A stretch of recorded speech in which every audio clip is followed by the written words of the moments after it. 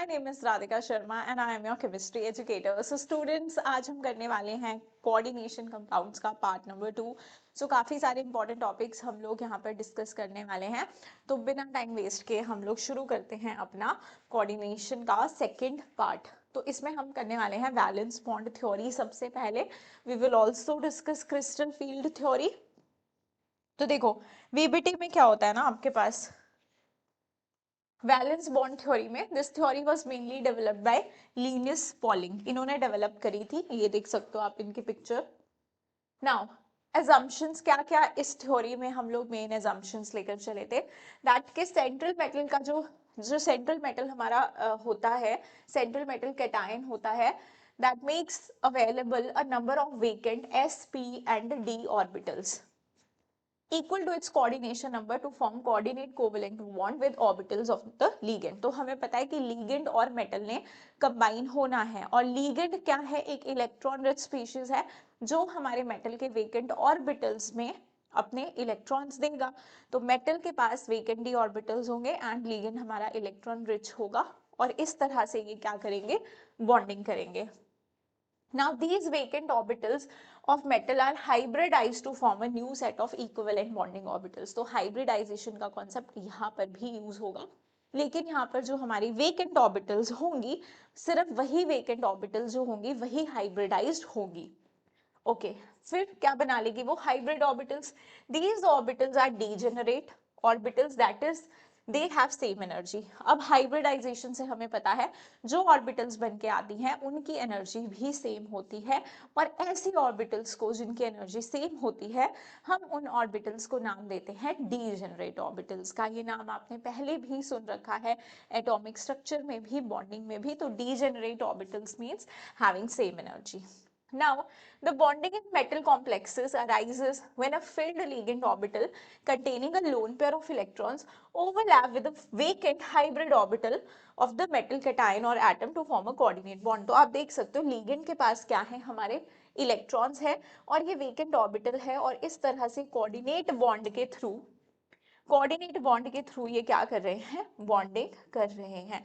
Coordinate bonding में क्या होता है, अनइक्वल शेयरिंग होती है, सिर्फ एक ही एटम इलेक्ट्रॉन्स देता है, दूसरा सिर्फ रिसीव करता है. सो ये आपका क्या बन चुका है, coordinate covalent bond. Next is the magnetic moment and the coordination number of the metal cation और atom decide the hybridisation and geometry of the complex. तो यहाँ पर मैग्नेटिक मोमेंट का काफी इंपॉर्टेंट रोल है, कोऑर्डिनेशन नंबर का important role है, क्योंकि वही डिसाइड करेंगे आपका hybridisation and geometry. Now strong ligands have the tendency to push and pair up the d electrons of metal cation. भाई strong electrons क्या कर देते हैं, इलेक्ट्रॉन्स की पेयरिंग करवा देते हैं. ठीक है, अब इसमें हम लोग आगे चल के पढ़ेंगे कि कौन से स्ट्रॉन्ग होते हैं कौन से वीक होते हैं.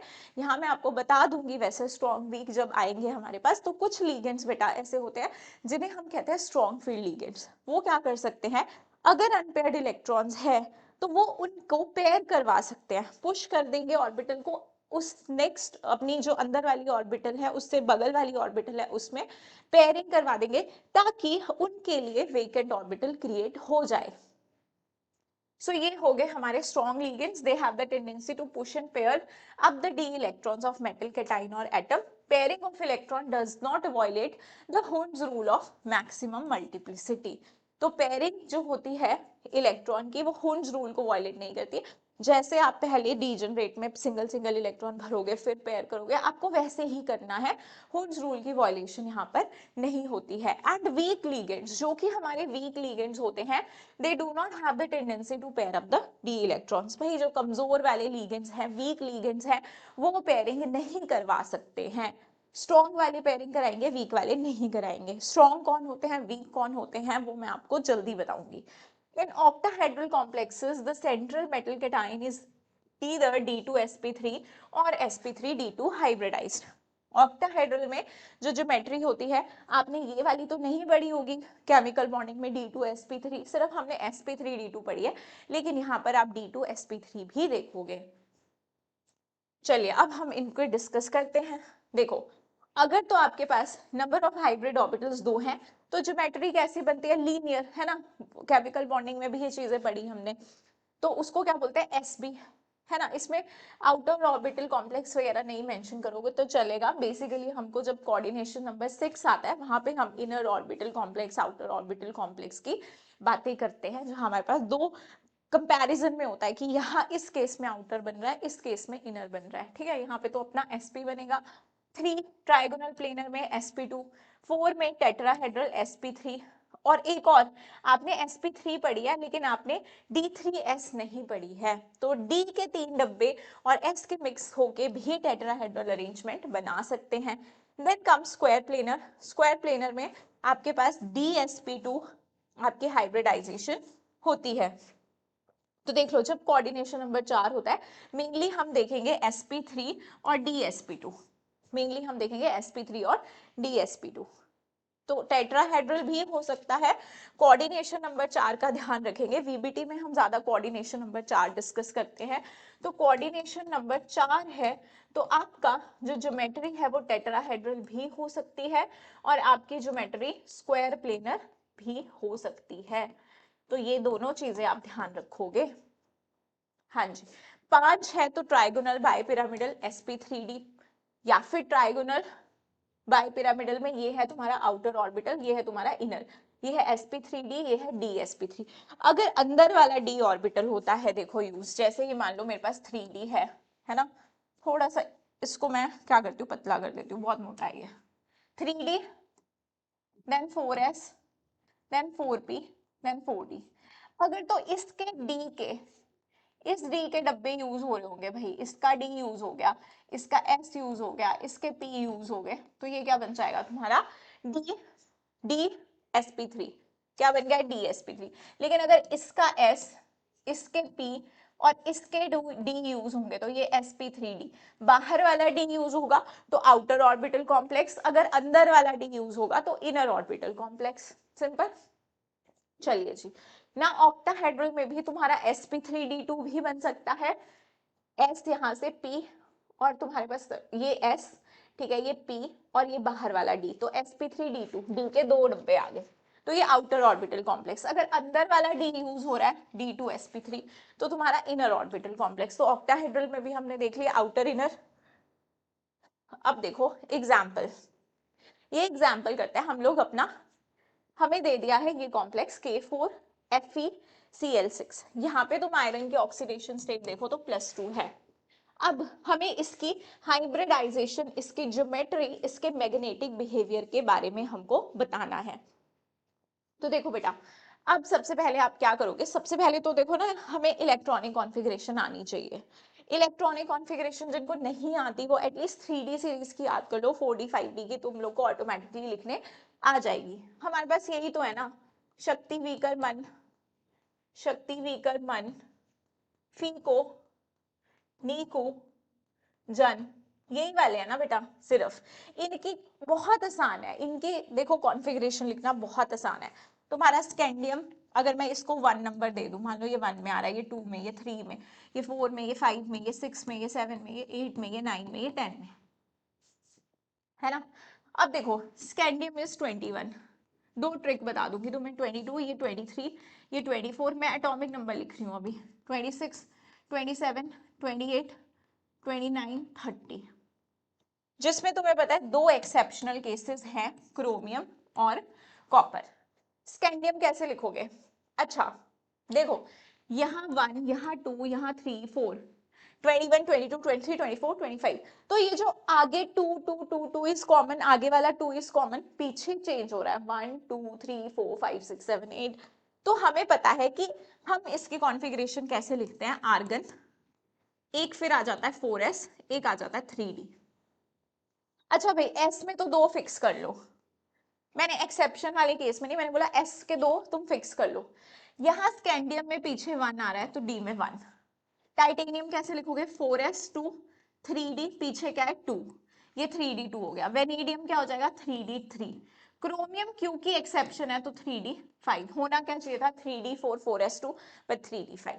मैंगनीज में कोई एक्सेप्शन नहीं, ये 3d5, ये 3d6, ये तुम्हारा 3d7, ये तुम्हारा 3d8, देन अगेन कॉपर में 3d10 हो जाएगा अपनी एक्सेप्शन, और जिंक इज योर 3d10।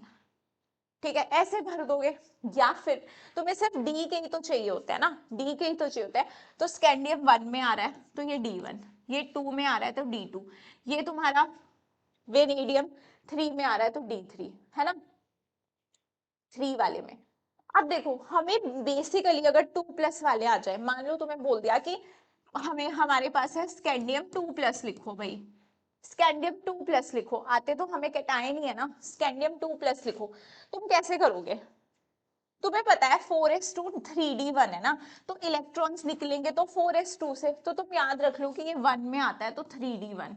या फिर जैसे मैंने बताया कि इसका पिछला नंबर जो होगा, जो पिछला नंबर होगा वो d में जाता है, 21 में से 2 अगला नंबर है, वो तो 4s में फिल होगा, पीछे वाला नंबर किस में जा रहा है, D1।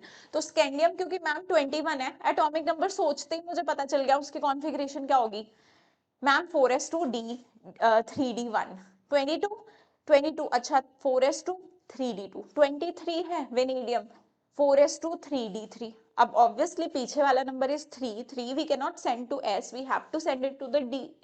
तो ऐसे भी कर सकते हो, या थर्ड में आ रहा है तो 3d बोल दिया तुमने, 3d3 बोल दिया।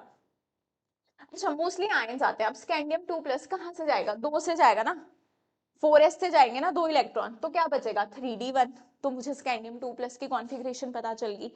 मान लो अब उसने बोल दिया कि टाइटेनियम की बता दो, तुमने बोला कि टाइटेनियम तो होता है 3d2, 4s से गए होंगे, टाइटेनियम 2+ बोल दिया, तुम्हारे माइंड में आ जाएगा 4s से गए होंगे, और टाइटेनियम तुम्हारे पास कितना आ जाएगा 3d2। इसमें मैं बोलती हूँ सबसे आसान ये है एटॉमिक नंबर वाला, क्योंकि ऐसे तुम्हें नहीं भी ध्यान रहा कि स्कैंडियम 1 फिर टाइटेनियम 2 3, ऐसे नहीं भी याद रहा, एटॉमिक नंबर तो ये याद ही होने चाहिए। फटाफट से मान लो मैंगनीज बोल दिया, मैंगनीज तुम्हें पता है 25 होता है, तुम आगे वाला नंबर 4s में भरोगे, पीछे वाला नंबर d में भरोगे, अरे कॉन्फ़िगरेशन आ गई। तुम्हें पता है एस दो, मैंगनीज 2+ बोला है, 2 इलेक्ट्रॉन निकालो यहाँ से, आ गया 3d5, आ गया 3d5। अगर मैंगनीज 3+ बोल दिया तो हो गया 3d4। कितना टाइम लगा कॉन्फ़िगरेशन लिखने में? अगर तुम्हें ये कॉन्फ़िगरेशन लिखने आती है, ये सिंपल ट्रिक जो मैंने बताई है सबसे आसान है, एटॉमिक नंबर हमें पता होता है, सबसे आसान है हमको ये वाली कॉन्फ़िगरेशन लिखना। तो ये बातें अगर क्लियर है, तो अगर तुम्हें सबसे पहले कॉन्फ़िगरेशन लिखने आती है तब जाके तो तुम ये सवाल बनाओगे, है ना। चलो ये मैं मिटा रही हूँ, अगर नोट नहीं करा होगा, करना चाहते हो इस ट्रिक को नोट, तो फिर वीडियो को पीछे लेके फिर लिख लेना, है ना।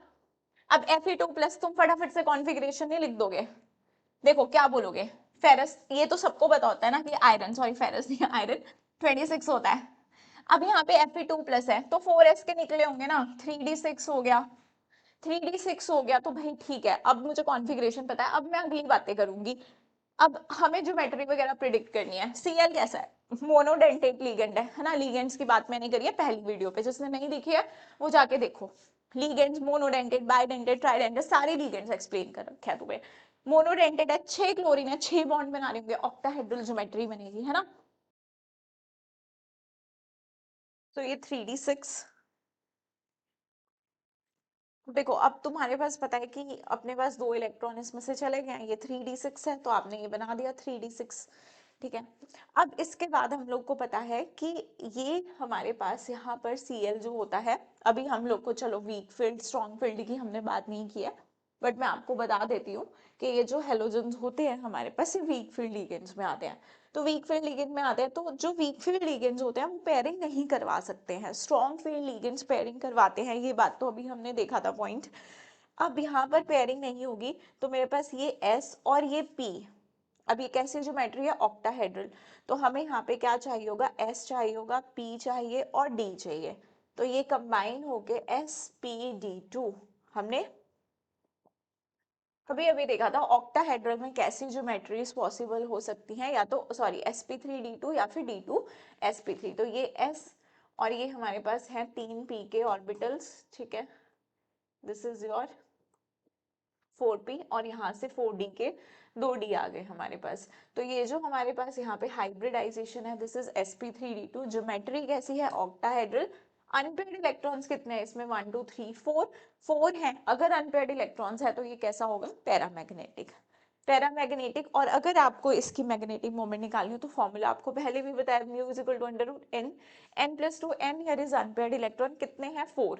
अच्छा एक चीज मैं आपको बता दूं कि अगर आपके अनपेयर्ड इलेक्ट्रॉन जैसे कि मान लो 4 है, तो जो भी आपके अनपेयर्ड इलेक्ट्रॉन आते हैं तो जो आपकी वैल्यू आती है मैग्नेटिक फील्ड की वो n.8 समथिंग ही आती है, हमेशा ही ऐसी वैल्यू आएगी। तो हमें इतनी कैलकुलेशन करने की जरूरत नहीं होती है। और क्योंकि इसमें आउटर डी के ऑर्बिटल्स इन्वॉल्व है तो कॉम्प्लेक्स कैसा है हमारा, आउटर ऑर्बिटल कॉम्प्लेक्स।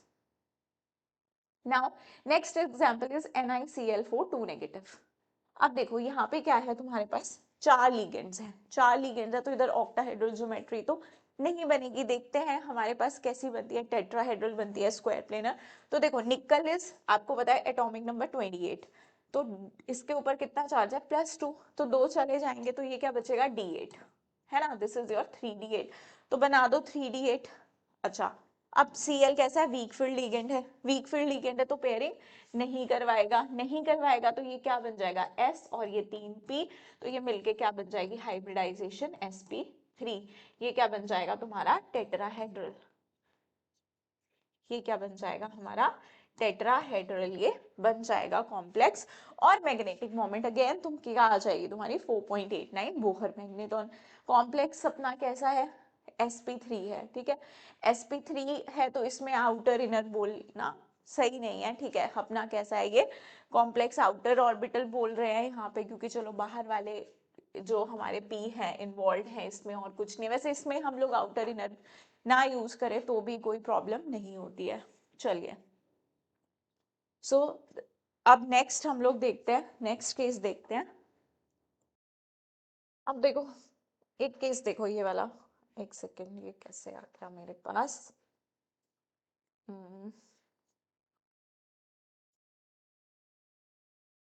हम कलर चेंज कर देते हैं because we like black colour, we like black colour. चलो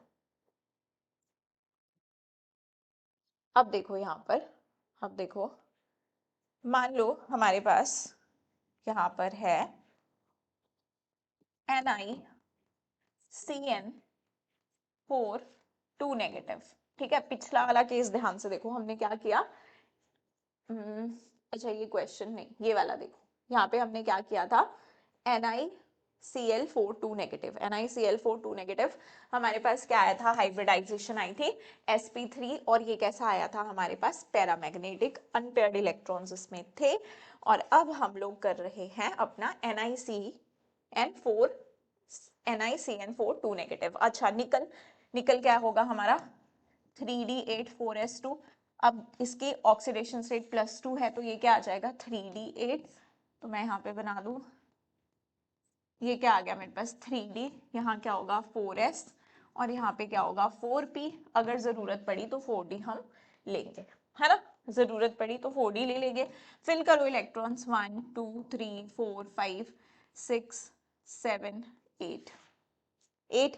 अब देखो Cn क्या होता है, एक स्ट्रॉन्ग फील्ड लिगेंड होता है। देखो जब भी कोई लिगेंड होगा, कार्बन वाला होगा, नाइट्रोजन वाला होगा, या ऑक्सीजन वाला होगा, हेलोजन वाला होगा, उसमें से तुम्हारे स्ट्रॉन्ग फील्ड लिगेंड कौन से होंगे, जो कार्बन या नाइट्रोजन से डोनेशन करे होंगे, because they are less electronegative ना।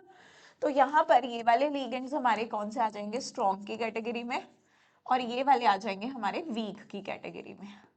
तो आप देखो ये साइनाइड है ना, आ गया हमारा कार्बन वाला लिगेंड, तो अब ये कैसा है स्ट्रॉन्ग फील्ड लिगेंड, ये अनपेयर्ड इलेक्ट्रॉन्स का करा देगा पेयरिंग, अनपेयर्ड इलेक्ट्रॉन्स की करवा देगा पेयरिंग, तो मेरे पास यहाँ पे क्या बन जाएगा, ये ऐसे पेयरिंग हो जाएगी, पेयरिंग हो जाएगी। अब एक डब्बा खाली हो गया, और यहाँ पे ज्योमेट्री तुम्हारी क्या बन जाएगी, देखो डी, और 4 डब्बे खाली चाहिए ना, मेरे को 4 लिगेंड्स ने आके अटैच करना है, इधर साइनाइड कितने आ रहे हैं 4 आ रहे हैं, तो मुझे उनके लिए वेकेंट डब्बे क्रिएट करने हैं, भाई मैंने कर दिए, ये ऐसे लिंक हो जाएंगे।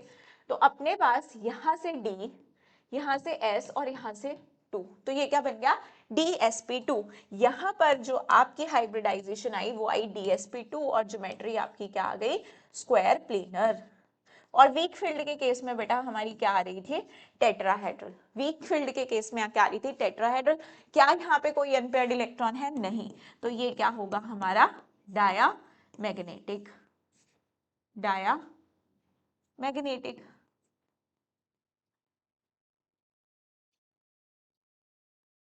डायामैग्नेटिक। ठीक है, ये बात क्लियर है। अब देखो ये वाला क्वेश्चन हम लोग कर सकते हैं। कोबाल्ट F6 3 नेगेटिव, कोबाल्ट 27 होता है जल्दी से। अब यहाँ पे कितना चार्ज आएगा कोबाल्ट पे, हमारा +3 आएगा। ठीक है, +2 आता था तो कोबाल्ट क्या हो जाता था D7। अब एक और निकाल दो, क्या हो जाएगा D6। ये क्या हो जाएगा तुम्हारा कोबाल्ट यहाँ पे 3D6। तो मैंने अगर यहाँ पे 3D बना दिया तो ये क्या बन जाएगा 1 2 3 4 5 6। हमें हाइब्रिडाइजेशन बतानी है, नंबर ऑफ अनपेयर्ड इलेक्ट्रॉन्स बताने हैं, आउटर इनर कॉम्प्लेक्स है, इसके बारे में कमेंट करना है।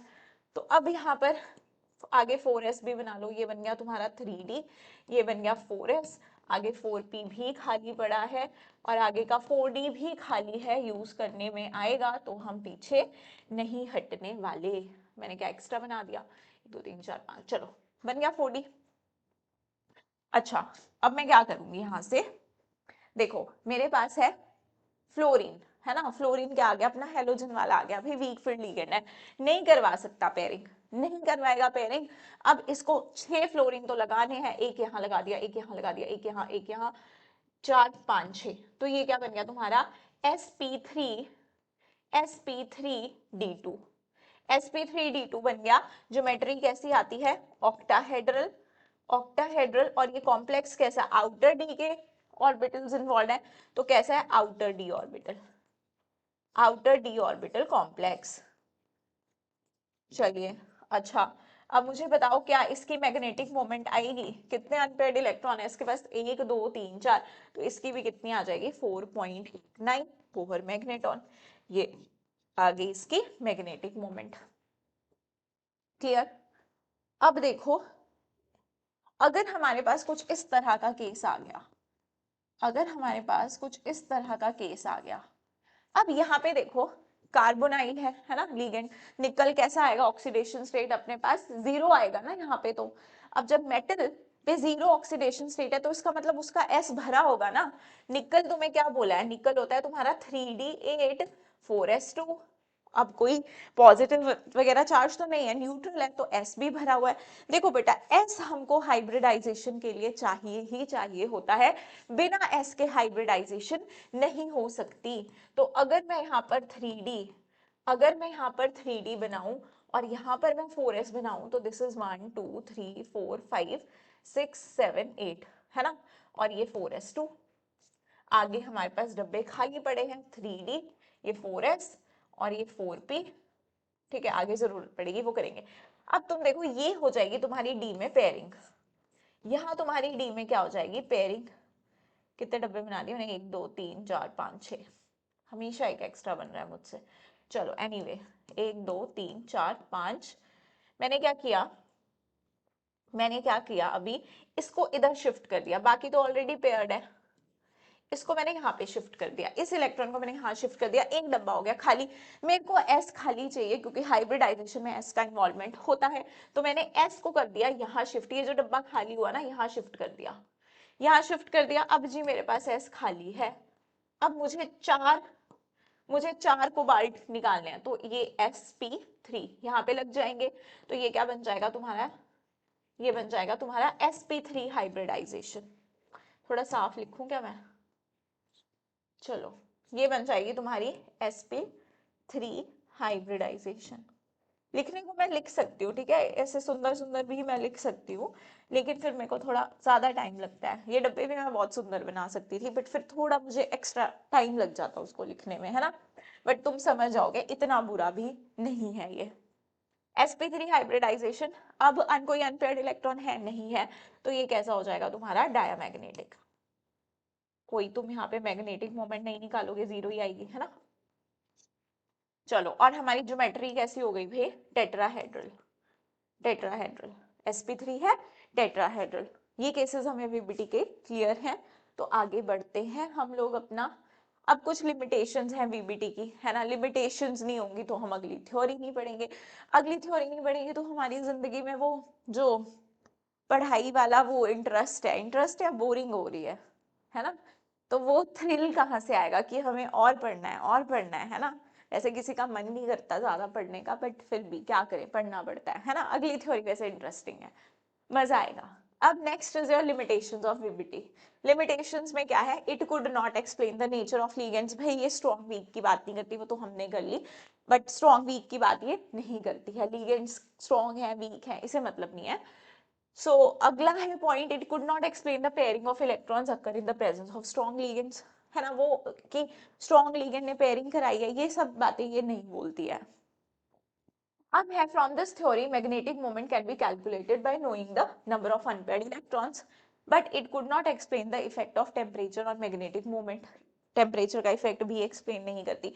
It could also not explain why experimental value of magnetic moments is greater than the calculated values. Calculated से ज्यादा क्यों आ रही है एक्सपेरिमेंटल, ये सब बातें हमारी वीबीटी नहीं करती है। It could not explain distortion in some octahedral compounds जैसे क्रोमियम H2O6 में। It could not explain color, colour वलर की ये बात नहीं करती है। Electronic spectra of complexes, colour वलर की बात CFT में होगी भाई। It could not explain reaction rates, mechanism of reaction. It could not explain structure of this particular compound. ठीक है, चलो ये सारी बातें अभी एक्सप्लेन नहीं कर रही, तो देखते हैं भाई कौन एक्सप्लेन करेगा। अब आ गई हमारी next theory, that is crystal field theory. Crystal field theory में देखो, हम मेटल लिगेंड को पॉइंट चार्जेस इमेजिन कर लेते हैं, ठीक है, हम आयनिक मान लेते हैं इंटरेक्शन को, जब हमें मतलब होता है आयनिक मान लेते हैं। चलो, central metal atom and ligands are treated as point charges, हम उनको पॉइंट चार्जेस की तरह ट्रीट कर रहे हैं। There is purely ionic interaction between central metal atom and ligands. Ionic माना है हमने इंटरेक्शन को मेटल और लिगेंड्स की। एजम्पशन क्या क्या मानी गई है, लिगेंड्स अप्रोच करते हैं एक्सिस से, एक्सिस से। अब तुम्हें याद आने चाहिए जो हमने डी ऑर्बिटल्स के स्ट्रक्चर पढ़े होते हैं ना, डी एक्स वाई कैसा दिखता है, डी वाई जेड कैसा दिखता है, डी एक्स जेड कैसा दिखता है, d x square y square कैसा दिखता है, डी जी स्क्वायर कैसा दिखता है, ये सारा चलो हम याद करा देंगे, तुम्हें टेंशन मत लो तुम। When ligands approaches along the axis, then axial orbitals feel more repulsion, है ना, एक्सिस से आएगा तो भाई एक्सियल ऑर्बिटल को ज्यादा रिपल्शन फील होगा। कौन सी होती है axial, d x square y square and d z square. चलो, तो ये है, फिर hence d orbital split into two sets, d orbital हमारे स्प्लिट हो जाते हैं दो सेट्स में, T2G एंड EG। ये ऑक्टाहेड्रल फील्ड में है ना, G लगाते हैं हम लोग, जी रेड। चलो चलो देखते हैं स्प्लिटिंग, देखते हैं ऑक्टाहेड्रल में हम लोग। देखो, तो हमारे पास क्या है, ये जो हमारे पास यहाँ पे 5D के डब्बे हैं, ये जो 5 डब्बे हैं ये डी जनरेट हैं। डी जनरेट का मतलब इस वक्त इनकी एनर्जी बराबर है। जैसे ही लीगेंड आएगा, लीगेंड के पास क्या है, इलेक्ट्रॉन, मेटल के पास लीगेंड आएगा, मेटल को क्या होगा, उससे पहले थोड़ा रिपल्शन फील होगा, है ना। अब क्या होगा, मेटल की एनर्जी बढ़ जाएगी, एनर्जी बढ़ गई इन ऑर्बिटल्स की। अब क्या होगा, इनमें से भी बेटा D x square Z square और D X Y Y Z D X Z, इसमें भी हमारी एनर्जी किसी की ज्यादा बढ़ेगी किसी की कम बढ़ेगी। तो वो कैसे पता चलेगा हमें, देखो हमारे पास डी एक्स वाई, ये बना दिया मैंने डी एक्स वाई, कैसे बना दिया, ये एक्स एक्सिस ये वाई एक्सिस, ये बना दिया मैंने डी वाई जेड, कैसे बना दिया, ये वाई एक्सिस मान ली, जेड एक्सिस मान ली। डायग्राम तुम्हें सेम लग रहा है लेकिन मैंने एक्सिस बदली है। फिर मैंने बना दिया D Z x, D Z x बना दिया, चलो जी बन गया। अब मैं बना दूं d x square y square, x square y square का मतलब कि ये एक्सिस पे ही लाई कर रहे हैं इनके लोब्स। डी जी स्क्वायर बना दो, ये बन गया मेरा डी जी स्क्वायर, ये तुम्हारी जेड एक्सिस है, ये बन गया डी जी स्क्वायर। एक्सिस पे कौन कौन सी ऑर्बिटल्स हैं भाई, एक्सिस पे तो मुझे यही दोनों दिख रही हैं, यही दोनों मिल रही है, ये वाली तुम्हारी एक्सिस पे है, ये वाली कैसी है, ये तो इन बिटवीन द एक्सिस है ma'am, these are in between the axis. चलो, ये होगी तुम्हारी इन बिटवीन द एक्सिस। अब बेटा जी जब लीगेंड आएगा, लिगेंड आएगा तो वो एक्सिस से अप्रोच करेगा, और जब अप्रोच ऐसे कर रहा होगा, ऐसे अप्रोच कर रहा होगा, तो ये जो इन बिटवीन द एक्सिस है, इनको तो इतना रिपल्शन फील नहीं होगा लिगेंड के आने से, लेकिन ये जो एक्सिस पे है, ये dx² y² dz², यहां से भी लिगेंड आएगा, एक्सिस से आएगा, तो इनको ज्यादा रिपल्शन फील होगी, ज्यादा रिपल्शन फील होगी, तो ये ज्यादा डिस्टेबलाइज फील करेगी, तो इनकी एनर्जी बढ़ जाएगी।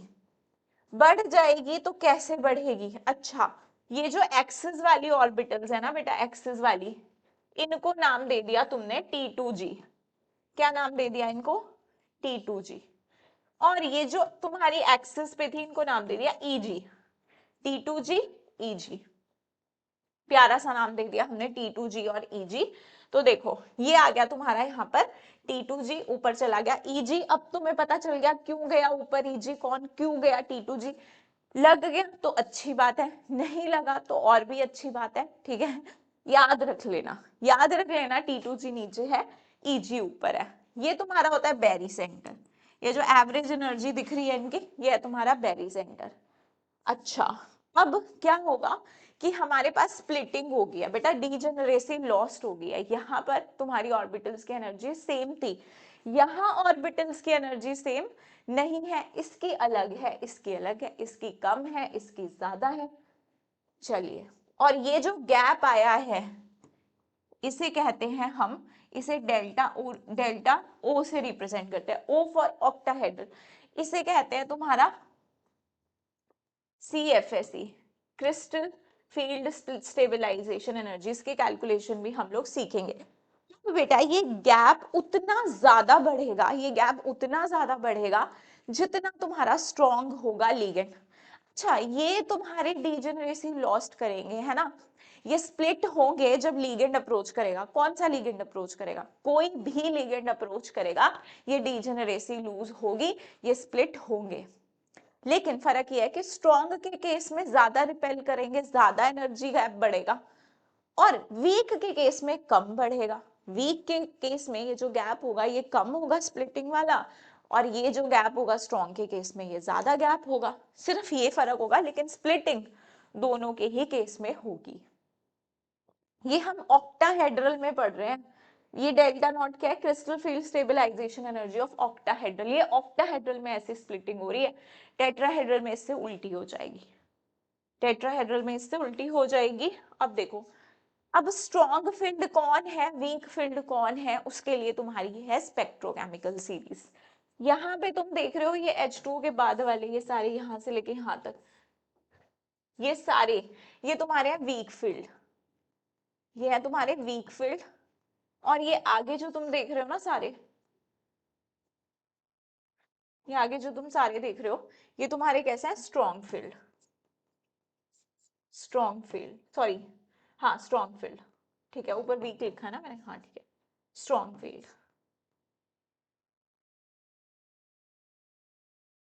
स्ट्रॉन्ग फील्ड, ठीक है। तो ये सारे तुम्हारे, अभी भी मैं इसको ऐसे थोड़ा शो कर देती हूँ, यहाँ ये वाले तुम्हारे कैसे हैं? Weak field. ये भी, ये भी वीक फील्ड है, ठीक है, ये भी वीक फील्ड है। और यहाँ से शुरू हो गए स्ट्रॉन्ग फील्ड। याद कैसे रखेंगे? इतना सा याद रख लो यार, जो कार्बन वाले हैं और नाइट्रोजन वाले हैं, जो कार्बन वाले हैं नाइट्रोजन से CO CN, ये यहाँ पे नाइट्रोजन डाइफिनाइल, इधर नाइट्रोजन EN इथिलीन डायमीन, यहाँ नाइट्रोजन पिरिडिन, नाइट्रोजन से डोनेट कर रहा है, NH3 नाइट्रोजन से, EDTA नाइट्रोजन से। तो ये सारे तुम्हारे कैसे होंगे? नाइट्रोजन और कार्बन वाले, ये होंगे स्ट्रॉन्ग फील्ड। वीक कौन से होंगे? ऑक्सीजन, ऑक्सीजन वाले। भाई देखो, तुम्हारा लिगेंड मेटल को अप्रोच कर रहा है, जब इलेक्ट्रॉन डेंसिटी दे रहा होगा तो इलेक्ट्रॉन्स जब आएंगे तब रिपल्शन होगी ना, जब वो विलिंग होगा देने को। जो अपने इलेक्ट्रॉन को टाइटली पकड़ सकता है वो इतना रिपेल नहीं होगा, जो लिगेंड अपनी इलेक्ट्रॉन डेंसिटी को अच्छे से पकड़ सकता है वो इतनी रिपल्शन कॉज नहीं करेगा, ठीक है। तो इतना ज्यादा अगर रिपल्शन नहीं होगा तो इतना ज्यादा गैप भी नहीं होगा। ये सारे वीक फील्ड होंगे जिनकी इलेक्ट्रोनेगेटिविटी ज्यादा है। तो जैसे तुम्हारे हेलोजन्स हो गए, ऑक्सीजन हो गया, ये सब तुम्हारे कैसे होंगे? Weak field. ऐसे हम इनको याद रख सकते हैं, कौन से स्ट्रॉन्ग आएंगे कौन से वीक वाले आएंगे। चलो, अब ये पता चल गया हमें। Now from I negative to H2O, ligands are known as weak field ligand। हाँ जी, देख लो I नेगेटिव से लेकर H2O तक सारों को मैंने क्या बोला, weak field. From NCS to CO ligands are known as strong field ligand. Carbon nitrogen जो डोनर, जहां पे ये कार्बन नाइट्रोजन होंगे, ये होंगे स्ट्रॉन्ग फील्ड. ऑक्सीजन और हेलोजन और रेस्टॉल ये कैसे होंगे, weak field ligand. For central metal ion belonging to 4d 5d series, all ligands are primarily treated as strong field ligands. अगर मेटल 4d 5d को बिलोंग करता है तो कोई वीक नहीं है, सब उनके लिए कैसे होंगे, हमारे पास स्ट्रॉन्ग फील्ड लिगेंड्स होंगे. सारे लिगेंड्स को तुम ट्रीट कैसे करोगे, स्ट्रॉन्ग फील्ड लिगेंड्स की तरह ट्रीट करोगे. नाउ इलेक्ट्रॉन फिलिंग सीक्वेंस, ये आना जरूरी है भाई. कैसे फिल करेंगे electrons. Electronic configuration of n-1d electron after splitting depends upon the following two types. Crystal field splitting energy पे हमारी फिलिंग डिपेंड करेगी, पेयरिंग एनर्जी पे हमारी फिलिंग क्या करेगी, डिपेंड करेगी. तो देखो, in presence of strong field ligand मैंने तुमको बोला गैप बहुत ज्यादा हो जाता है, ये वाला गैप बहुत ज्यादा हो जाता है. तो नीचे पड़े हैं तुम्हारे 3 T2G, ऊपर पड़े हैं EG. वीक फील्ड वाले में ये गैप कम होता है, ये पड़े तुम्हारे 3 T2G, ये पड़े तुम्हारे EG. ठीक है. अब मान लो मैंने यहाँ पे 3 इलेक्ट्रॉन भरे, इसके बाद जो मेरा चौथा इलेक्ट्रॉन मैंने भरना है वो मैं EG में भी तो भर सकती थी ना. जब मेरे 5 डब्बे साथ होते थे भाई, तो मैं कैसे भरती थी, 1 2 3 4 5, है ना. अब 2 को EG बोल दिया, 3 को T2G बोल दिया. अब मैं चाहूँ तो मैं ऊपर जाके भी तो बैठ सकती हूँ ना. यहाँ तो मेरे पास वैसे मेरे को रूम शेयर करना पड़ेगा, मेरे को अकेला रूम मिल रहा है, तो मैं क्यों नहीं जाना चाहूंगी अकेले रूम में, है ना. तो देखो, क्योंकि यहाँ पे गैप बहुत ज्यादा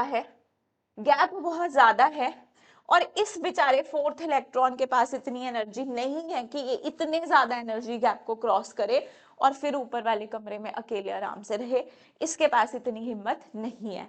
तो ये क्या बोलता है कि भाई मुझे यहीं एडजस्ट कर लो, मेरे को तुम यहीं एडजस्ट कर लो. तो फिर ये एडजस्ट हो जाता है, क्योंकि यहाँ तो बहुत खर्चा करना पड़ेगा एनर्जी का, यहाँ इसको कम खर्चा करना पड़ेगा, थोड़ी रिपल्शन फील होगी लेकिन ये सेटल हो जाएगा, वहां ज्यादा है. तो जब तुम्हारा जो गैप होता है, ये जो तुम्हारा डेल्टा ओ है, डेल्टा ओ क्या है, क्रिस्टल फील्ड स्टेबलाइजेशन एनर्जी. जब ये एनर्जी तुम्हारी पेयरिंग एनर्जी से ज्यादा होगा, क्योंकि पेयर होगा वहां भी तो एनर्जी लगेगी ना. सोचो, ऊपर जाने में इसको कुछ 8,000 रुपए देने पड़ रहे हैं, नीचे इसका काम 2,000 रुपए में बन जा रहा है. लगे पैसे इधर भी रहे हैं लेकिन यहाँ रह लेगा क्योंकि कम लग रहे हैं. तो पेयरिंग के लिए जो खर्चा हो रहा है वो कम है, जंप करने में ज्यादा खर्चा है. जंप करने में क्या पता इसको प्लेन लेना पड़ जाए, तो नहीं अफोर्ड कर पा रहा है. ठीक है. तो अपने पास जो तुम्हारा डेल्टा नॉट है वो जब पेयरिंग एनर्जी से बहुत ज्यादा हो जाता है बेटा, तो हमारे पास ये पेयरिंग ही करना, क्या सोचता है कि पेयरिंग कर लेता हूं, अपने पास यहाँ पे इसकी पेयरिंग होने लग जाती है. ऐसा सिर्फ स्ट्रॉन्ग फील्ड के केस में होता है क्योंकि गैप बहुत ज्यादा है. वीक में देखो, वीक में मस्त है, इसने भरा. अब चौथे को जाना है, वो सोचेगा यार यहाँ भी तो एनर्जी खर्च हो रही है, पेयरिंग एनर्जी भी तो खर्च हो रही है, उसको इधर लग रहे हैं 5,000 रुपए, या मान लो इधर इसको 2,000 ही लग रहे हैं, जितने इसको लग रहे हैं उतने इसको लग रहे हैं, लेकिन ऊपर जाना इसका 1,000 रुपए में काम हो रहा है. तो ये आलीशान कमरे में अकेला रहना पसंद करेगा, ये बोलेगा मैं चला ऊपर. जब गैप ही कम है और पेयरिंग एनर्जी ज्यादा है, तो बेटा जब गैप कम हो, पेयरिंग एनर्जी ज्यादा हो, तो तुम्हारे पास पेयरिंग नहीं होगी, तो वीक फील्ड में पेयरिंग नहीं कराओगे, स्ट्रॉन्ग फील्ड में पेयरिंग कराओगे.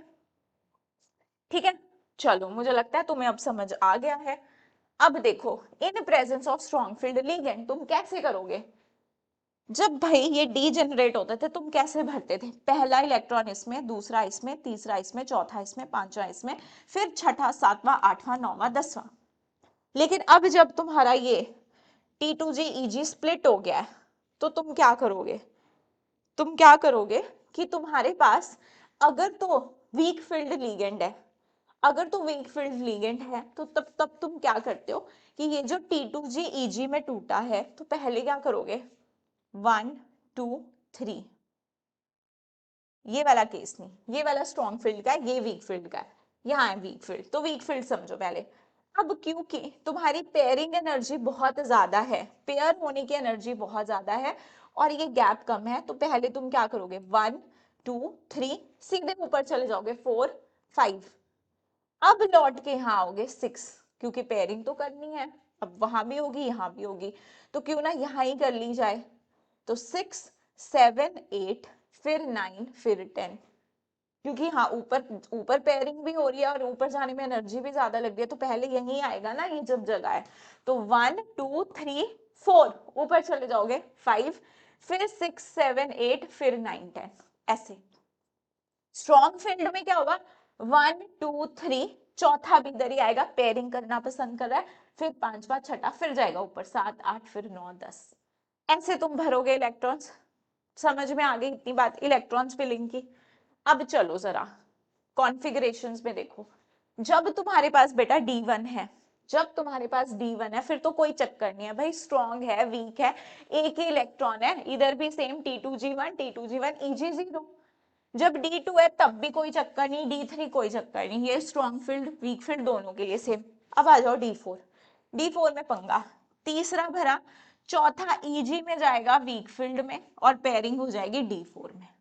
तो D4 इज T2G4, वहां T2G3 Eg1। D5 में भी तुम्हें पता है क्या हो जाएगा, T2G3 और T2G Eg2, यहाँ T2G5। D6 के केस में पूरे तीनों पेयर हो जाएंगे T2G6, वहां पे तुम्हारा क्या आ जाएगा, T2G4 Eg2, है ना।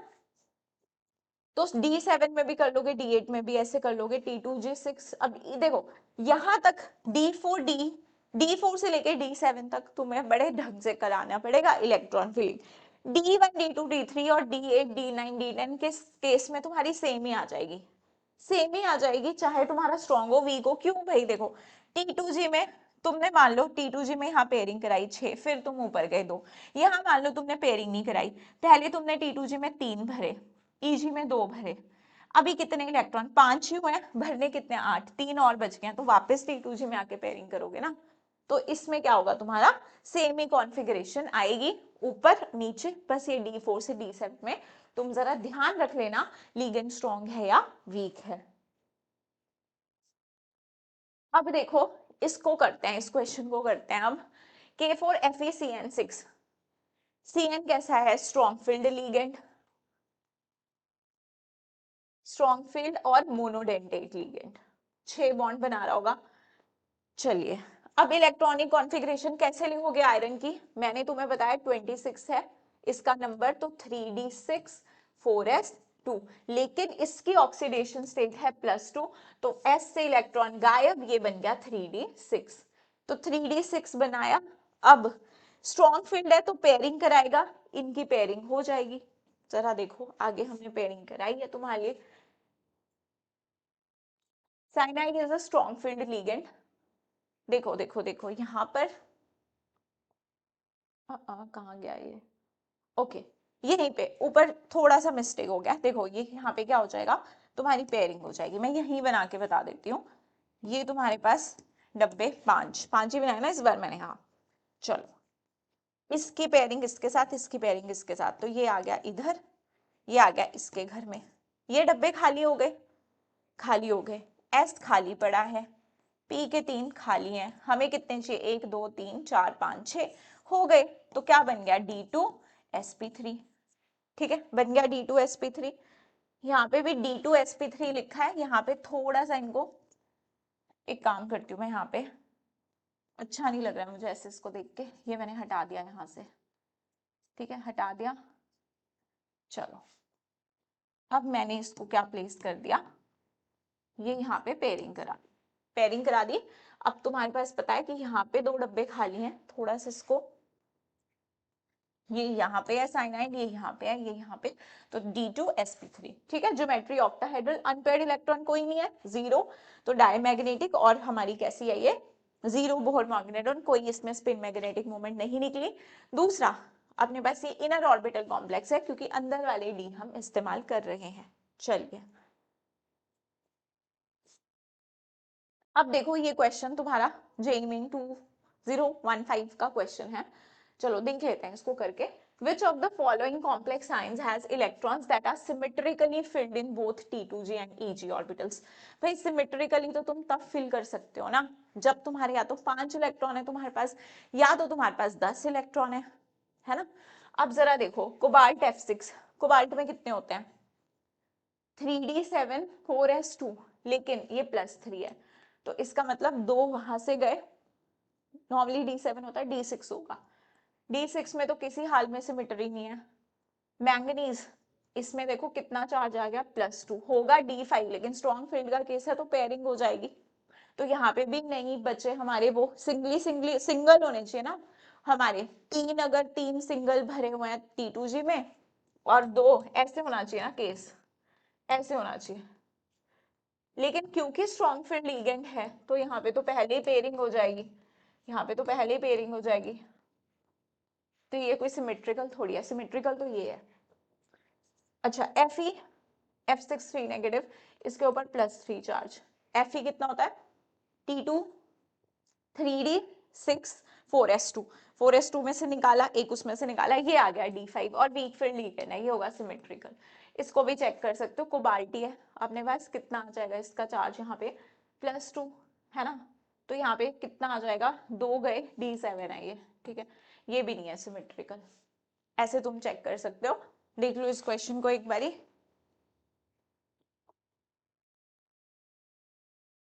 चलो अब नेक्स्ट क्वेश्चन देखो, the pair having same magnetic moment, pair having same magnetic moment, तो चेक कैसे करोगे, जिसके पास number of unpaired electron same आ गए उसके पास सेम होगा। अब कोबाल्ट तुम्हारा Cl4 2 नेगेटिव, तो 2+ चार्ज है कोबाल्ट पे, 2+ है, तो ये क्या बन जाएगा तुम्हारा d7, यहाँ पे Fe तुम्हारा क्या होगा d6 है ना, 26 तो 2 गए d6, यहाँ पे देखो क्रोमियम H2O 6 2+ क्रोमियम के पास 2 जाने के बाद d4 बचेगा, यहाँ पे तुम्हारा again d7, number of unpaired electron same नहीं है, क्रोमियम के पास यहाँ पे d4 बचेगा, 2+ चार्ज है ना, 2 गए, यहाँ पे कितना आ जाएगा तुम्हारा 2 गए d6। देखो तो इसमें मुझे number of unpaired electron same लग रहा है, क्यों, क्योंकि यहाँ पे तो देखो d4 बना के देख लो भाई, कंफ्यूजन है, 1 2 3 4 d4, यहाँ पे बनाओ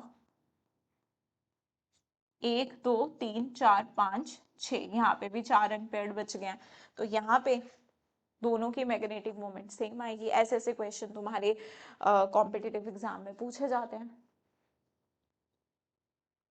अब नेक्स्ट देखो, the correct order off spin only magnetic moment among the following, order बताना है इस बार, ठीक है, कैसे बताएंगे हम लोग, जिसमें जितने ज्यादा अनपेयर्ड इलेक्ट्रॉन उसकी मैग्नेटिक मोमेंट उतनी ज्यादा, तो जिंक अपने पास कौन सा होता है, जिंक तो d10 है ना, 2 गए तो क्या होता है ये हमारे पास 3d10 4s2, निकल 2 गए d8 है, सबका लिख लेती हूँ, कोबाल्ट, कोबाल्ट में 2 गए d7, मैंगनीज में गए d5। अच्छा जब आप फिल करोगे 5 तक तो आपके सारे अनपेयर्ड है, उसके बाद छठा, क्योंकि सारे वीक फील्ड लिगेंड है, छठा 7वां गया है ना, तो देखो डी में भर के देख लो, इसमें स्प्लिटिंग की भी जरूरत नहीं है इस क्वेश्चन में तुम्हें करके देखने की, तुम्हारे पास क्या होगा कि ऐसे भरोगे तुम 1 2 3 4 5 है ना, 5 है तो उसके बाद तुम्हारे पास किस में चला जाएगा, छठा इसमें, फिर 7वां इसमें, ठीक है, तो अपने पास, या फिर अगर तुम्हें वैसे करके देखना है तो वैसे भी करके देख सकते हो, है ना, 5 तक तो ठीक है, यहाँ भी 1 2 3, फिर तो पेयरिंग करनी पड़ेगी ना, फिर तो पेयरिंग करनी पड़ेगी, तो मैक्सिमम अनपेयर्ड इलेक्ट्रॉन तो तुम्हारे पास 5 ही आएंगे, तो मैंगनीज वाले में है, मैंगनीज कहाँ है सबसे पहले थर्ड वाले में, तो थर्ड वाले का सही ऑर्डर होगा, इनमें से अगर मैं देखूं सब ज्यादा अनपेयर्ड इसके पास है, फिर तुम्हारे कोबाल्ट वाले के पास होंगे, फिर तुम्हारे निकल वाले के, फिर तुम्हारे जिंक के पास तो एक भी नहीं है, तो ये ऑर्डर आएगा। अच्छा अब देखो factors affecting crystal field energy, crystal field energy को कौन कौन से फैक्टर्स हमारे अफेक्ट करते हैं, सबसे पहला है charge on metal ion, charge on metal ion में देखो CFSE is directly proportional to charge on metal atom, ठीक है, टाइप ऑफ स्प्लिटिंग, स्प्लिटिंग देखो आगे एक स्क्वायर प्लेनर स्प्लिटिंग भी होती है ऑक्टाहेड्रल होती है, टेट्राहेड्रल होती है। सबसे ज्यादा होती है स्क्वायर प्लेनर में, फिर ऑक्टाहेड्रल में, फिर टेट्राहेड्रल में। अब उसके बाद देखो स्क्वायर प्लेनर की जो स्प्लिटिंग है that is 1.3 times the splitting of octahedral. उसके बाद अगर मैं टेट्राहेड्रल की बात करूं तो this is 4/9 times the splitting of octahedral. तो ये हमारे पास यहां से पता चल गया कि स्क्वायर प्लेनर में सब ज्यादा होती है, फिर ऑक्टाहेड्रल में, फिर टेट्राहेड्रल में।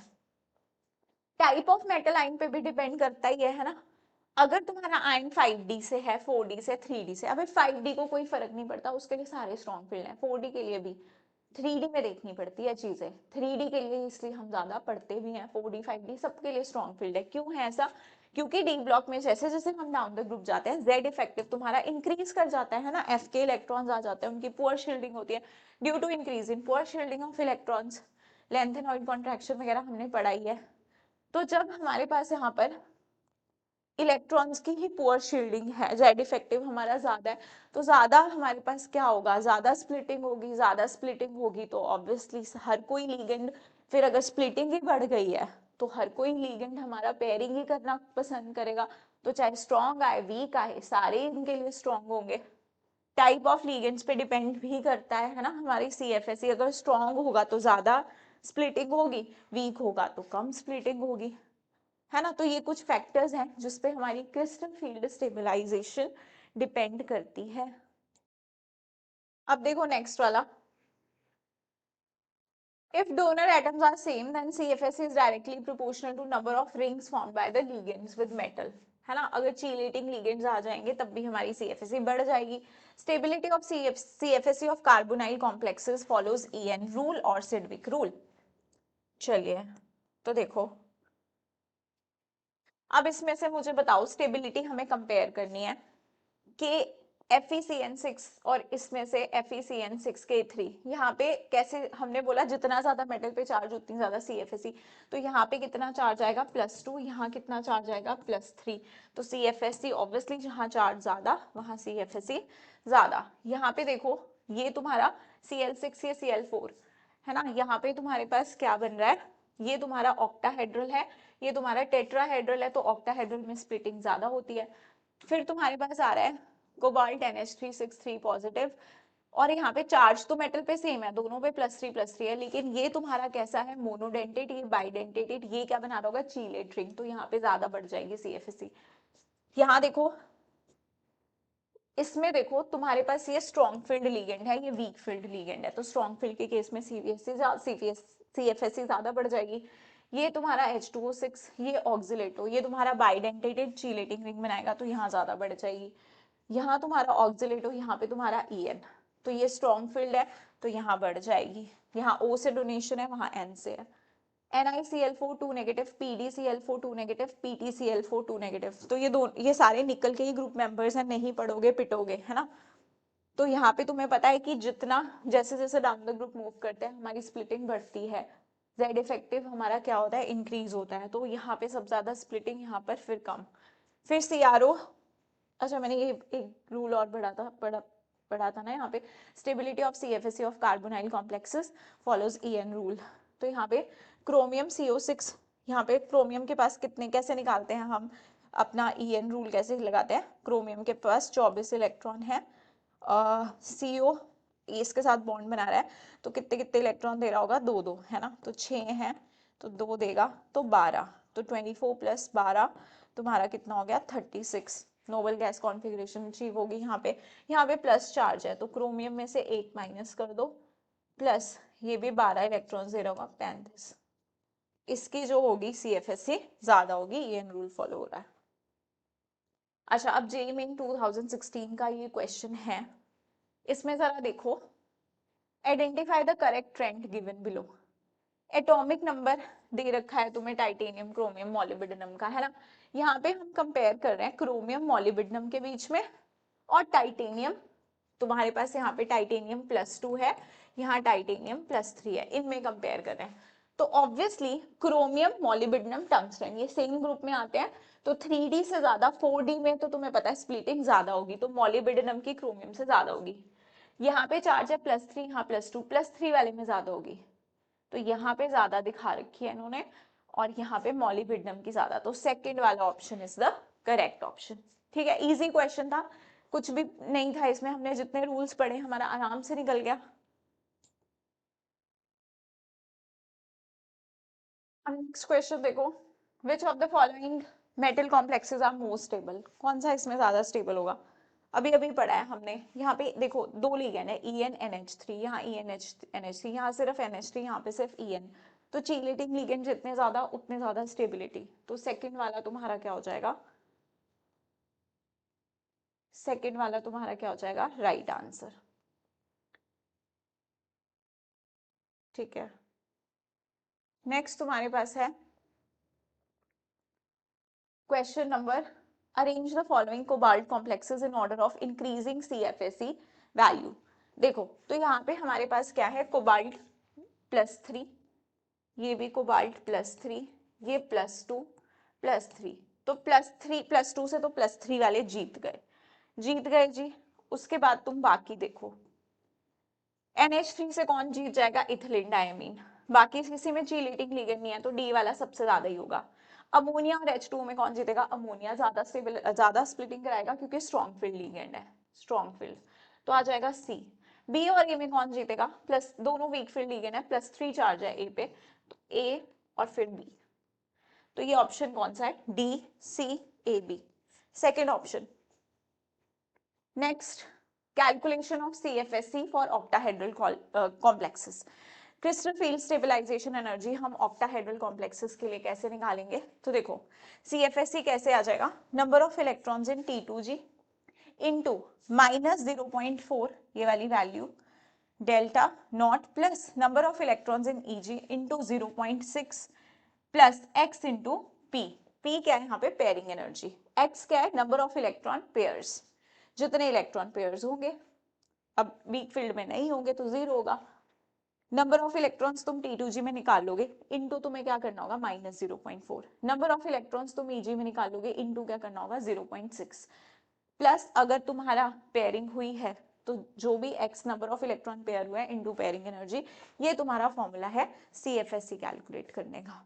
ठीक है, हाँ नेक्स्ट, अब देखो स्प्लिटिंग इन स्क्वायर प्लेनर, तो देखो स्क्वायर प्लेनर में हमारे पास पहले तो क्या है कि ये सारे सेम लेवल पे है ना, डीजेनरेट है, फिर हमने ये ऑक्टाहेड्रल की स्प्लिटिंग बताई।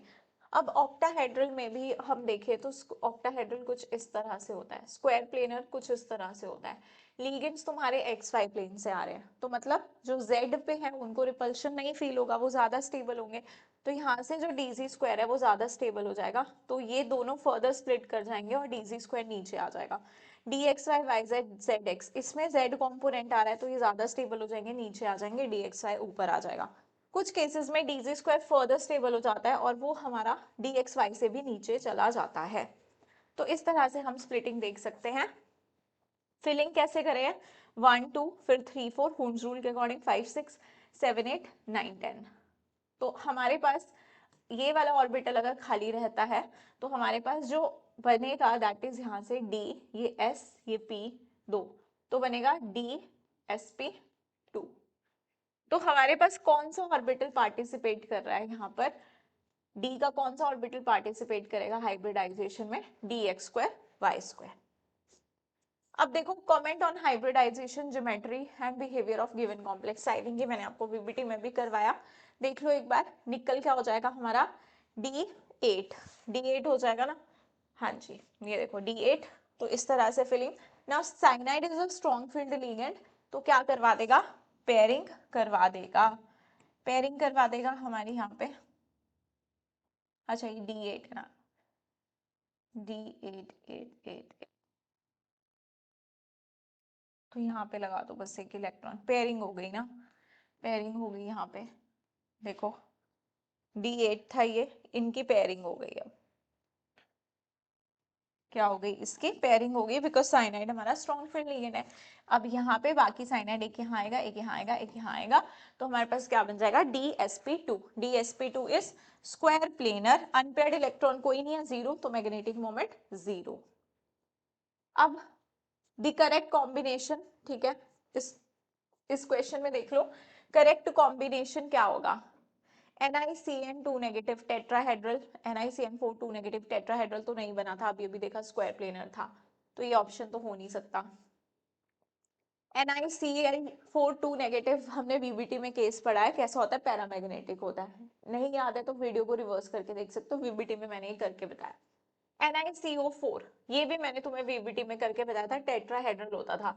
क्या होती है, D8 निकल 3D8 4s2, कोई चार्ज नहीं है मेटल पे। मैंने बोला था हाइब्रिडाइजेशन के लिए S इंपॉर्टेंट है, तो ये कहाँ शिफ्ट हो जाएगा, D में, तो हाइब्रिडाइजेशन जो आएगी वो sp3 आएगी इस केस में। ये भी मैं VBT में करा चुकी हूँ, तो B ऑप्शन तुम्हारा क्या होगा, करेक्ट होगा। Now comment on hybridization, number of unpaired electrons outer और inner orbital complex for the given complex।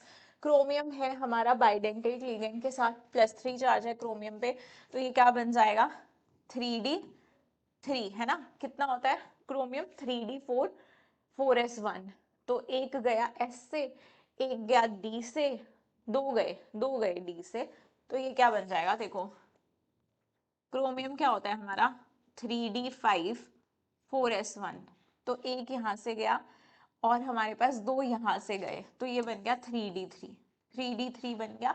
अब 3D3 है तो देख लो ना, 2D खाली है, 2D खाली है, तो इनर ऑर्बिटल ही बनेगा ना, इसमें तो सोचने की बात भी नहीं है। लिगेंड वीक फील्ड है, स्ट्रॉन्ग फील्ड है, जब डब्बे खाली पड़े हैं तो कोई फर्क नहीं पड़ता, तो ये क्या आ जाएगा तुम्हारा D2sp3, तो ये आ जाएगा ऑक्टाहेड्रल, ऑक्टाहेड्रल ज्योमेट्री और inner orbital complex, inner orbital complex, ठीक है। नंबर ऑफ अनपेयर्ड इलेक्ट्रॉन कितने हैं, 3 है। अच्छा अब देखो, comment on hybridisation, number of unpaired electron outer और इनर, किसका, FeCN6 4 नेगेटिव का, तो इस पे कितना चार्ज है, +2 और साइनाइड कैसा है, स्ट्रॉन्ग फील्ड लिगेंड है, तो Fe क्या होता है तुम्हारा, 3D6 4s में इलेक्ट्रॉन नहीं है, चलो तो बना दिया मैंने, 1 2 3 4 5 6, कितने अनपेयर्ड बच गए। अब इनकी पेयरिंग हो जाएगी, इनकी पेयरिंग हो जाएगी, 1 2 3, ये वाला पेयर हो गया, इसके साथ ये पेयर हो गया, इसके साथ दो खाली बच गए वही डब्बे, आगे पी के ही होंगे, तो ये क्या बन जाएगा, D2sp3, तो ये भी कैसा बन गया, इनर ऑर्बिटल कॉम्प्लेक्स बन गया, इनर बन गया भाई, अनपेयर्ड इलेक्ट्रॉन है नहीं, ऑक्टाहेड्रल है ज्योमेट्री। अब देखो नेक्स्ट, स्कैंडियम H2O6Cl3, स्कैंडियम पे कितना चार्ज आएगा, +3 आ गया, तो भाई ये तो 3D0 हो गया, 3D0 हो गया तो इनर ही बनेगा, D2sp3 बनेगा, ऑक्टाहेड्रल। स्पिन की क्या बात करनी है, यहाँ पे तो तुम्हारे पास D0 ही है, तो अपने पास कोई स्पिन होगी नहीं इसमें, चलो ठीक है, ये भी हो गया। नेक्स्ट है, comment on the hybridisation, number of unpaired electrons outer and inner complex of titanium. Titanium क्या होता है, 22, दो इलेक्ट्रॉन गए बच के D2 बच गया, तो तुम्हें पता है D2sp3 बनेगा, D2sp3 बनेगा, इसमें स्ट्रॉन्ग वीक कोई फर्क नहीं पड़ता है अपने पास। और ये कैसे हैं, हमारे दो अनपेयर्ड इलेक्ट्रॉन है, तो तुम निकाल सकते हो magnetic moment, number of unpaired ही पूछे हैं, दो हैं, और कैसा है, इनर ऑर्बिटल कॉम्प्लेक्स है, हाइब्रिडाइजेशन D2sp3 और geometry octahedral. Comment on hybridisation, ये करने क्या था हमने, comment on hybridisation, number of unpaired electron outer और inner orbital complex and low और हाई स्पिन। अच्छा कोबाल्ट अपना क्या ऑक्सीडेशन स्टेट है, +3, इथाइलिन डायमीन के साथ क्या बनाएगा, ऑक्टाहेड्रल। कोबाल्ट +3 में कितना होता है, क्या होता है कोबाल्ट, 3D7 4s2, क्या बन जाएगा ये, 3D6 बन जाएगा, पेयरिंग हो जाएगी, 1 2 3 4 5 6, अच्छा इनकी पेयरिंग हो जाएगी, तो ये कैसे बन जाएंगे तुम्हारे, 1 2 3 4 5 6, दो डब्बे खाली बच गए, क्या बन जाएगा, D2sp3, तो इनर ऑर्बिटल कॉम्प्लेक्स बन गया, अनपेयर्ड इलेक्ट्रॉन इसमें कोई है नहीं, लो स्पिन ही है।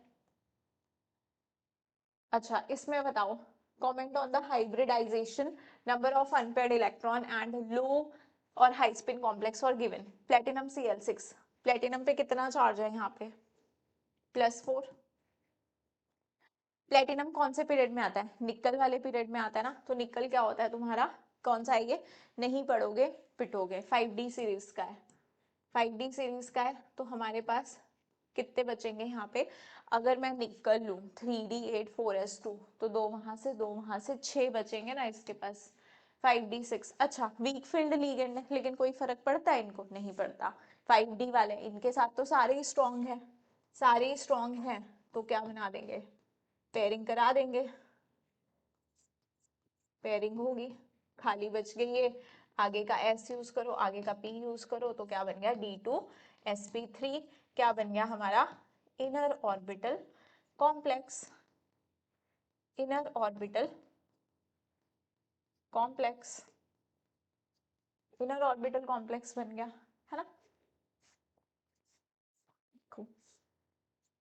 अब next conditions for transfer of electron, किसी किसी जगह ना देखो एक ही अनपेयर्ड इलेक्ट्रॉन बच रहा होता है तो हम ट्रांसफर भी करते हैं, लेकिन कहाँ कहाँ करते हैं, जहाँ central atom must be surrounded by all strong field ligands. एक तो स्ट्रॉन्ग फील्ड लिगेंड्स का होना जरूरी है, only 1 electron can be transferred, आप सिर्फ एक इलेक्ट्रॉन को ट्रांसफर कर सकते हो, inner orbital complex must be formed, और इनर ऑर्बिटल इसमें बनता है। चलो तो देखो कहाँ पे होगा ये केस, जैसे ये है COCN64 नेगेटिव, कोबाल्ट पे कितना चार्ज है +2, तो ये क्या होगा हमारा 3D7, 3D7 जरा ड्रॉ करो, 1 2 3 4 5 6 7 कर दिया 3D7 तुमने ड्रॉ। अब क्योंकि स्ट्रॉन्ग फील्ड है साइनाइड तो पेयरिंग हो जाएगी, पेयरिंग हो जाएगी तो क्या बन जाएगा तुम्हारे पास 1 2 3 4, ये दोनों पेयर हो गए। अच्छा ये दोनों तो पेयर हो गए, ये सिंगल बच गया ना। अब ये सिंगल जो है आगे क्या खाली पड़ा है S, क्या खाली पड़ा है P, ये क्या था तुम्हारा 3D, ये था 4s, ये है 4p, आगे 4d भी खाली पड़ा है, तो ये जो एक इलेक्ट्रॉन बच गया अनपेयर्ड ये चला जाएगा हमारा 4D में, और यहाँ बन जाएगा तुम्हारा इनर ऑर्बिटल कॉम्प्लेक्स 2D के साथ और sp3, तो D2sp3 ये बन जाएगा इनर ऑर्बिटल कॉम्प्लेक्स। लेकिन ऐसा कब होगा, जब तुम्हारा स्ट्रॉन्ग फील्ड लीगेंड होगा और एक ही अनपेयर्ड इलेक्ट्रॉन होगा, तो आप उसको ट्रांसफर कर सकते हो D में, ठीक है, ये केस भी हम ध्यान में रखेंगे। अब देखो कुछ हमारे पास एक्सेप्शंस हैं जो हमें ध्यान रखनी है, कौन कौन सी, एटॉमिक नंबर 24 25 26 27 वाली, with ammonia, with ammonia in +2 oxidation state. जब आपको 24 कौन होता है क्रोमियम, 25 कौन होता है मैंगनीज, 26 कौन होता है आयरन, 27 कौन होता है कोबाल्ट, जब ऑक्सीडेशन नंबर इनका +2 होगा और अमोनिया इनके साथ लिगेंड है, देख लो ये कॉम्प्लेक्सेस है, तब तुम्हारी एक्सपेक्टेड हाइब्रिडाइजेशन होगी D2sp3, लेकिन बनेगी sp3D2। ऐसा क्यों होता है, क्योंकि पेयरिंग एनर्जी काफी ज्यादा होती है हमारी स्प्लिटिंग एनर्जी से, तो ये चीज आपको ध्यान रखनी पड़ेगी। अगला है तुम्हारा all cobalt 3+ complexes are D2sp3 hybridised except, ये दोनों, except cobalt with fluorine as a ligand and with 3 fluorines and 3H2O। अब ये सारे तुम्हारे कैसे होंगे D2sp3, यहाँ पे तुम्हारी स्प्लिटिंग एनर्जी पेयरिंग एनर्जी से काफी ज्यादा होती है, तो पेयरिंग होती है, कोई फर्क नहीं पड़ता इसको, वीक फील्ड लिगेंड है स्ट्रॉन्ग फील्ड लिगेंड है, लेकिन इन दोनों केसेस को याद रख लेना, इसके अलावा बाकी सारे तुम्हारे कैसे बन रहे हैं D2sp3 बन रहे हैं। अब इसमें comment on the hybridization geometry and number of unpaired electrons for the given complex. Cobalt Cl4 2 negative. Cobalt is your 3D7, 3D7 है ना ये। अब देखो इसमें क्या होगा हमारे पास, तो 2 इलेक्ट्रॉन्स यहाँ पे नहीं है, अब ये हमारे पास क्या हाइब्रिडाइजेशन होगी, कितने ज्योमेट्री कितने नंबर ऑफ अनपेयर्ड इलेक्ट्रॉन्स होंगे यहाँ पर, तो तुम्हारे पास ये तो वीक फील्ड लिगेंड है, तो इसमें वो वाला केस मत सोचना। बन गए 5 डब्बे, 1 2 3 4 5 6 7, तो यहाँ पे पेयरिंग वेयरिंग वाली बात नहीं है, ये सारे फील्ड है, तो यहाँ पे आगे S खाली है, P खाली है, 4 लिगेंड है, तो यहाँ पे लग जाएंगे क्लोरीन आके, तो क्या बन जाएगा ये हमारा sp3। ये क्या बन जाएगा sp3 बन जाएगा। तो ये कैसा हो जाएगा टेट्राहेड्रल। टेट्राहेड्रल अनपेयर्ड इलेक्ट्रॉन्स कितने हैं 3। अनपेयर्ड इलेक्ट्रॉन्स कितने हैं इसमें 3। डन। देखो इसे